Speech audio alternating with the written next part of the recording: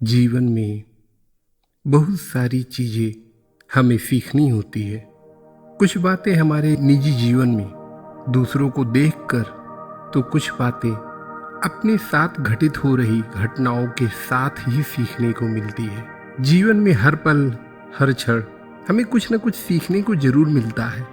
जो व्यक्ति इन छोटी छोटी बातों को एक सीख समझकर अपने जीवन में उतारने की कोशिश करता है, वह व्यक्ति निश्चित रूप से अपने जीवन में बहुत कुछ हासिल कर सकता है। आज की यह कहानी बिल्कुल स्पष्ट रूप से समझाने के लिए काफ़ी है। एक बार एक राज्य का राजा अपने 3 राजकुमारों को राज्य दरबार में बुलाया। राजा ने बड़े राजकुमार से कहा कि आपको पास के गांव में जाकर सेब के पेड़ को खोज कर लाना है और यह भी बताना है कि वह पेड़ देखने में कैसा था। वह राजकुमार राजा की आज्ञा पाकर पास की कई गांवों में सेब के पेड़ को खोजा।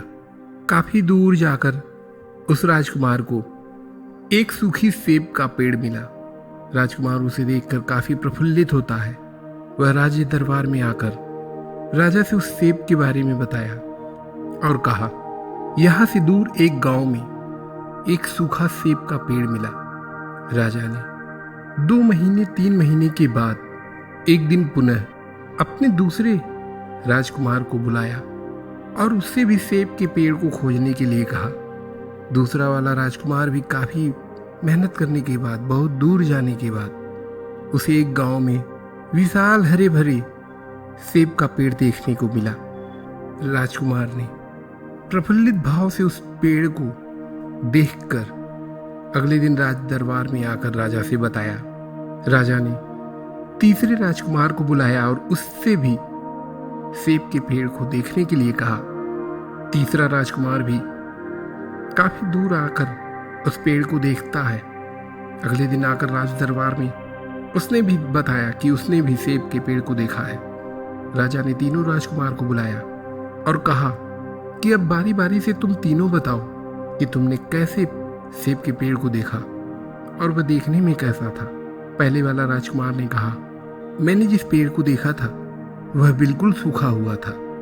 दूसरे वाले राजकुमार ने कहा, नहीं नहीं, यह झूठ बोलता है। मैंने जिस सेब के पेड़ को देखा वह बिल्कुल हरा भरा था, उस पर कई सारी पत्तियां लगी हुई थी। तीसरे वाले ने कहा, महाराज सभी झूठ बोलते हैं।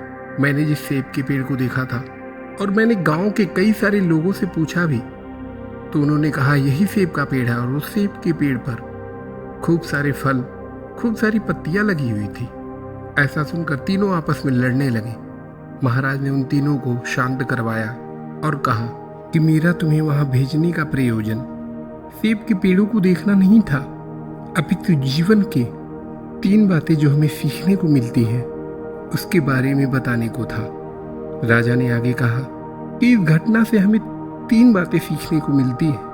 पहला, कि हमें किसी को भी दूर से देखकर उसे जज नहीं करना चाहिए। राजा ने दूसरी बातों के बारे में बताते हुए कहा कि हमें धैर्य बनाए रखना चाहिए। और तीसरी सबसे महत्वपूर्ण बात कि हमें कभी किसी को अपने से कम नहीं समझना चाहिए। राजा ने कहा, जब पहले राजकुमार आप गए हुए थे तो उस समय पतझड़ का समय था और पेड़ की सभी पत्तियां झड़ चुकी थी। जब दूसरे वाले राजकुमार आप वहां पर गए थे तो उस समय नई नई पत्तियां उस पेड़ पर आई हुई थी और जब तीसरे वाले का समय हुआ तब तक उस पेड़ पर फल भी आ चुका था। और इस स्थिति में यदि हम उस पेड़ की सूखने को देखकर जजमेंटल होते हैं तो जो आज इतने अच्छे अच्छे फल उस पेड़ पर हमें देखने को मिल रहा वो कभी नहीं मिलता।